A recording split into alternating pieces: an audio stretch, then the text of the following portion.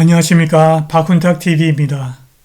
미국이 경제 위기를 전쟁 특수로 해결하려는 것 같습니다. 닥터 둠 뉴욕대 누리엘 루비니 교수가 미국이 삼중고로 대공황에 진입하고 있다고 경고했습니다. 레리 서머스 전 재무장관은 미국이 리세션에 진입하고 있다고 경고했습니다. 전 모스크바 주재 캐나다 참석한 패트릭 엠스트롱이 얼간이 순환 논리로 러시아에게 시비를 걸었습니다. 나토가 6월달에 항공기 220대와 10만 병력을 동원해서 항공훈련을 실시합니다. 방송 전에 한 말씀 드리겠습니다. 여러분들 잘 아시다시피 제가 해임 취소 행정소송 진행하고 있습니다. 광주가 제기한 터무니없는 손해배상 청구 소송도 준비하고 있습니다. 제가 매우 어렵습니다. 여기 후원 계좌 있습니다. 자율구독료 부탁드리겠습니다. 골이 깊으면 뇌가 높다는 속담이 있습니다. 이것은 골짜기가 깊으면 산이 높다는 말입니다. 과거의 예로 볼 때 주식시장이 폭락이 깊을수록 급격한 반등이 나왔고 결국 이것이 새로운 상승장의 모멘텀으로 작용하는 경우가 많았습니다. 이러한 관점에서 경제와 주식시장의 붕괴에 대한 국제정치경제 예측은 유익한 것입니다. 조만간 미국과 한국의 주식시장에서 깊은 골이 파일 것이고 이것은 절호의 매수 기회가 될 것입니다. 클린턴 행정부의 경제 고문이었던 누리엘 루비니 뉴욕대 교수가 3월 30일 프로젝트 신디케이트에 게재한 코멘터리 The Coming Doom Loop에서 인플레이션, 경기 침체 및 은행 시스템 붕괴의 3중주가 미국을 대공황으로 밀어넣고 있다고 경고했습니다. 루비니는 심각한 경기 침체가 물가와 임금 인플레이션을 누그러뜨릴 수 있는 유일한 방법이지만 부채 위기를 더욱 심각하게 만들고 이는 다시 더 깊은 경기 침체로 되돌아갈 것이라고 말했습니다. 그는 경제에 더 많은 돈을 투입한다고 해서 이 시스템적 파멸의 고리를 막을 수 없다면서 다가오는 스태그플레이션 부채 위기에 모두가 대비할 것을 촉구했습니다. 그는 이미 대부분의 미국 은행이 기술적으로 거의 파산 상태에 있으며 수백 개 이상의 은행이 이미 완전히 파산했다고 언급했습니다. 루비니는 또한 금리의 급격한 인상으로 국채 가격이 폭락하여 은행의 미실현 손실이 1조 7,500억 달러 즉 자본금의 80%에 달한다고 지적했습니다. 불분명한 것은 이러한 은행 스트레스 중 얼마나 많은 부분이 신용경색으로 이어지고 있는지입니다. 신용경색이 경제를 둔화시킬 것입니다라고 닐 카슈카리 미네폴리스 연방준비은행 총재가 말했습니다. 그는 우리가 이것을 면밀히 모니터링하고 있다고 덧붙였습니다.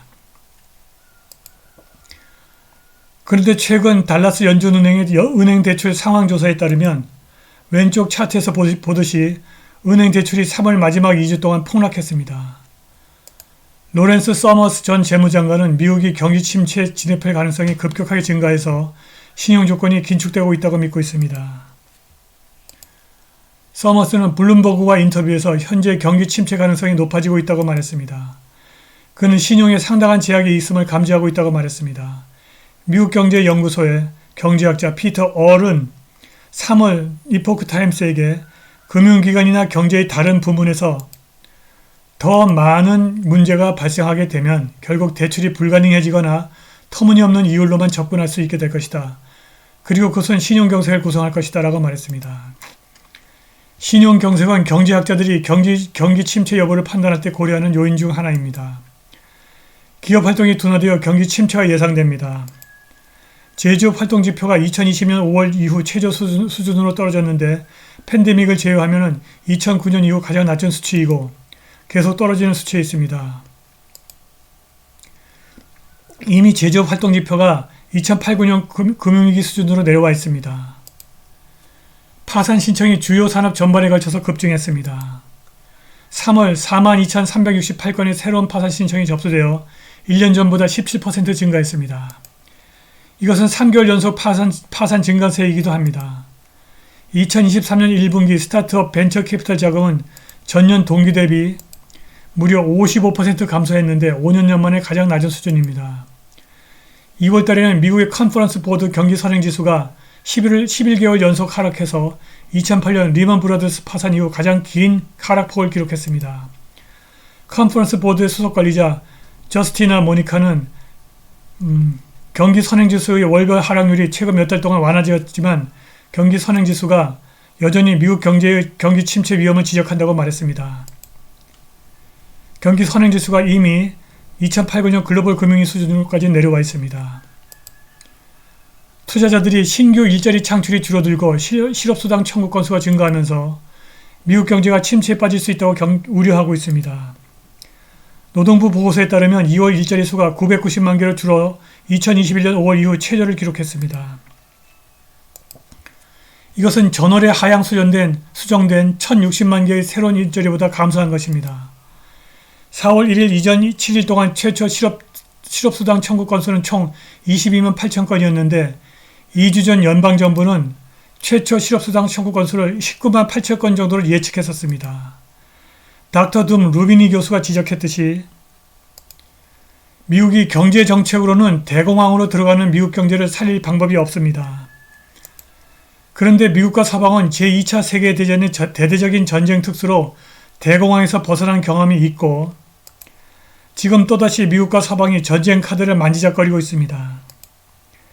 패트릭 엠스트롱은 1984년부터 캐나다 국방부의 소련 러시아 분석가였고 1993년부터 96년까지 모스크바 주재의 캐나다 대사관의 참사관이었습니다. 이 똑똑한 암스트롱이 얼간이 같은 순환 논리, 서큘러 리즈닝을 주장했습니다. 나토 확장주의자는 변경되지 않은 국경 안에서 러시아의 행동이 바로 우리가 나토의 국경을 확장해야 했던 이유라고 우리에게 말하고 있다. 나토의 확장에 대한 러시아의 반응은 나토의 확장을 정당화한다. 이 바보 같은 순환 논리는 러시아에게 무조건 한판 붙자고 시비를 거는 겁니다. 이 바보 같은 순환 논리는 서방이 절대로 러시아와 공존하지 않겠다는 그들의 입장을 반영한 것입니다. 한편 모스크바에서도 수많은 시민들이 러시아인 2,700만 명을 죽인 독소전쟁에서 사망한 조부와 아버지와 친척의 사진을 들고 거리에 나와 행진을 하면서 서방과 결전 의지를 다졌습니다. 나토가 올해 6월 달에 24개국의 항공기 220대와 병력 10만 명이 참가하는 방공훈련으로 알려진 사상 최대 규모의 공중훈련을 시행할 준비를 하고 있습니다. 이 훈련에 미 공군 주 방위군이 대대적으로 배치될 예정이지만 디펜스 1에 따르면 전쟁 중 신속한 동원을 위한 현역 부대도 참여합니다. 이번 훈련은 1949년 나토가 설립된 이후 미 공군이 유럽에서 실시하는 최대 규모이고 이 훈련의 목적은 우크라이나 전쟁이 나토 영토로 확산될 경우 미국이 할 일을 시뮬레이션 하는 것입니다. 이 훈련에 나토에 정식으로 가입한 핀란드가 참가합니다. 나토는 핀란드를 받아들임으로써 러시아와 국경을 2배 이상 연장했는데 이 지역은 이제 필연적으로 더욱 군사화될 것이고 미래의 화약고가 될 것입니다. 오늘 방송은 여기까지입니다. 감사합니다.